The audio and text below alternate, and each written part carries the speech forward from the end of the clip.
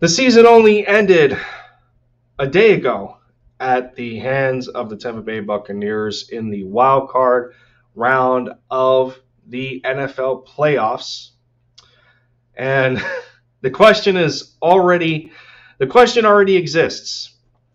Who is the Eagles quarterback in 2022? To me, the answer is easier than you think.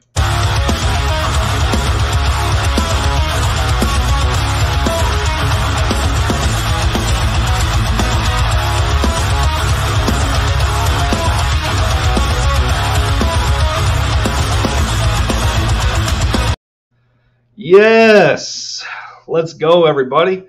What is going on? Lindy Endzone is back in the building for the touchdown, taking the lead for the Philadelphia Eagles, one video at a time.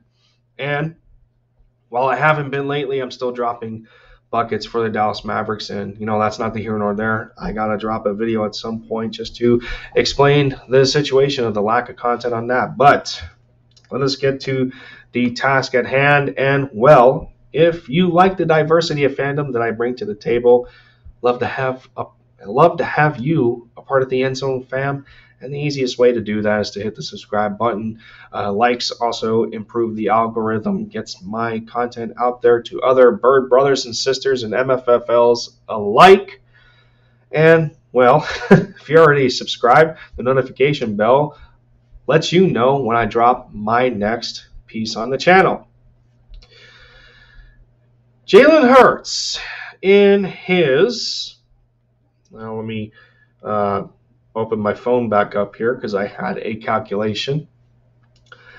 Jalen Hurts in his first full season as a NFL starting quarterback was not bad, and it could have been a lot worse. Let's be real about that. So we'll go over a couple of quick statistics here. And while, excuse me, and for a little reference here, he did have some great games, and take of it what you will in terms of the level of competition. We have seen some great games out of him, whether it was week 1 against the Atlanta Falcons or week 10 against the Denver Broncos, week 15 in our first matchup against the Washington football team, having a completion percentage of 77%. He actually did that twice. He also did that in week 1 against the Atlanta Falcons that I just mentioned, 27 of 35 in that game. Against Washington, he was 20 of 26. But there was some similarities alike in both games. Both games were balanced. The run game was working, and so on and so forth. But with that said, it was pretty up and down. The most passes he has thrown in a single game this year was 48 against the Kansas City Chiefs. Some of those, some of those were garbage time numbers. We can be real about that. Almost every quarterback in the NFL has garbage time numbers. So, take of it what you will. Sometimes it's overrated, but it is what it is. And and now we get to the playoff game. Yeah, he wasn't great. He wasn't great at all. He was not mechanically sound. He was under duress. He did not have good anticipatory skills. He was late in some of his reactions. He was not good in reading defenses. But a lot of these sort of things are kind of common if we're being realistic to the situation at hand with Jalen Hurts as a developing quarterback in this league. He was great at the collegiate level, but of course, the NFL is always a step up from that. Now, well, some people may disagree based on the team that you go to, but if we're being real about this, yeah, there's a lot that he has to work on. But at the end of the day, he is very capable of making improvements. And whether it was Michael Vick, that was not known much for being able to throw the football, or Donovan McNabb needed to make the same kind of improvements. And and are we really hearing this all over again after a lot of the early scrutiny that Lamar Jackson was suffering from? Oh, he's a running back playing the quarterback position, and yeah, he developed a little bit, getting a little better as a passer, but he's not quite there yet. And you know, most Ravens fans think that's okay as long as he's continuing to grow. And we're in a similar position with Jalen Hurts right now. And I think we did enough in terms of that to get him started. He has a quarterback coach that knows him very well in Brian Johnson. And Brian, as a quarterback coach in the NFL, he's growing at that coaching position. Once a part of the crew for the Florida Gators at the collegiate level. He's not all too familiar with the NFL level, and while he has that personal tie with Jalen Hurts, they gotta grow together. Sirianni as a head coach has him and Hurts have to grow together, so on and so forth. And the issues that Hurts is dealing with right now, they're most certainly fixable. I think that's easy to say. And it's also not like he's trying to improve coming off of an injury. And as Eagles fans, we know that all too well with the demise of Carson Wentz back in 2017. After coming off of that double ligament tear in his knee, he wasn't quite the same. And it was to the detriment of himself because he forced himself to come back too early, and, well, back issues, and now stuff continued to linger with him. He hasn't been the same quarterback since. The biggest key difference, through all of what we witnessed with Hurts this year, Jalen's only 23 years old. Jalen Hurts is only 23 years old, y'all. I mean, do you realize how much time he has in life to get better as a quarterback in the league if the organization gives him the chance to do that? And I think the Eagles are going to give him that chance. I do personally think that Hurts has done enough to stay the starter or be the number one contender for a starting job based on competition. And of course, that's going to depend if we keep Gardner Minshew because he's still under contract for one more year. I think, if we think about it, I think going into the offseason and camp and everything next year, Gardner's better competition for him than Joe Flacco was, or an undrafted free agent rookie that his name is slipping my mind for the moment, that we ended up waiving because he was just basically another Hurts but less talented. There's a lot of potential here. There's a lot of potential here. Yeah, he wasn't great on the surface. Getting into it a little bit, I mean, completion percentage is 61%. You'll take that. I think the average completion percentage for a quarterback is 63, 64%. So he's a little bit below average.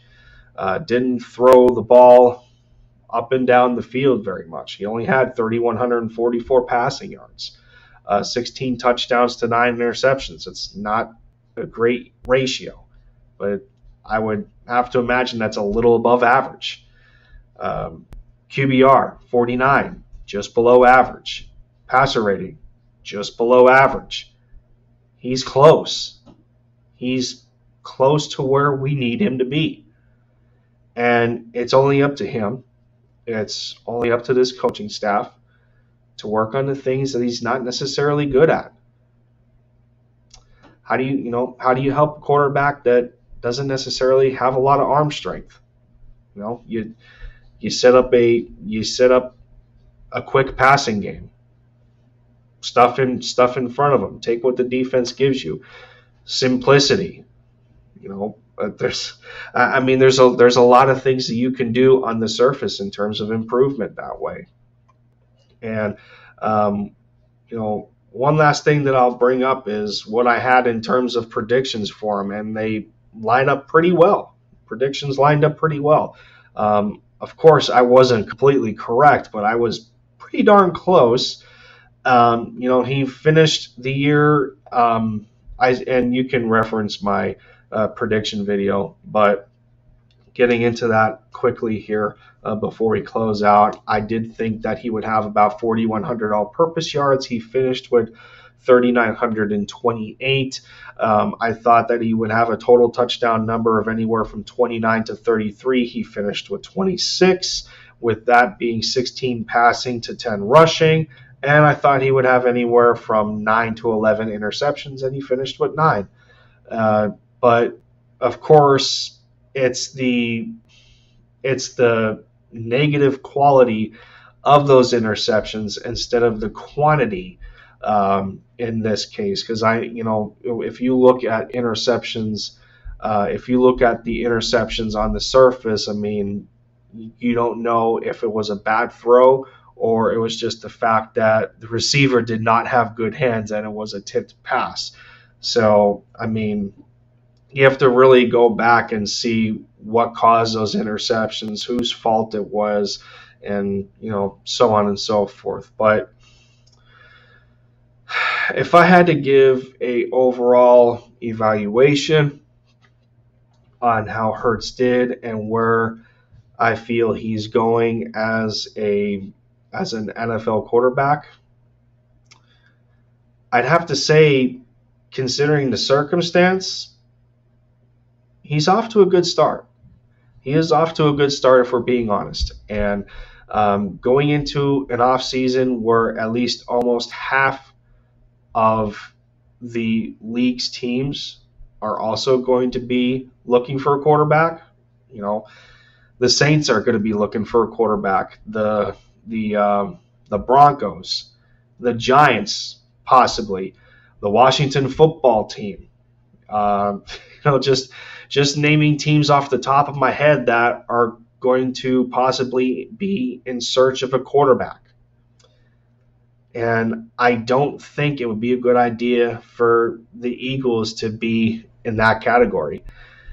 You can't necessarily afford to hit the reset button every single year, especially when Jalen Hurts has not even 2 years experience as a starter.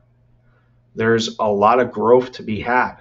And whether it's with the Eagles or whether it's with another team, he can improve. He has the skill set to do it. But for the best interest of the Philadelphia Eagles, I think that's, and that's why I said the answer is easier than you think. I think we got our quarterback. It's just having the patience and giving him the time to improve and get better. Hurts wants to be great, and we've been given countless examples of that. But it's just how the team is going to come along with him for that ride. What is the front office going to do in terms of improvement of the team around him? How are they going to continue to support him? How is Hurts going to continue to support himself with getting better as a quarterback? A lot of those questions are going to be answered in the coming weeks and months. But with that said, let me know, guys, what you think on your own assessment and evaluation on how Jalen Hurts did this year. And let me know if you would want him as your starter in 2022. And if not, who you think his replacement would be, and or if he needs better competition in terms of fighting for the starting role, who's going to give him the best competition? Does another quarterback get drafted late? Do we draft a quarterback late? Is it Gardner Minshew? Do we trade our picks? Let me know down in the comments. Love to hear your thoughts, everyone. But with that, so this video isn't carrying on any longer, thank you for sticking around and hearing me out. This is this has been Lindy. Flagels fly, bleed green. Go Mavs, MFFLs. Stay safe. Take care of yourselves, everyone. I'll see you next time.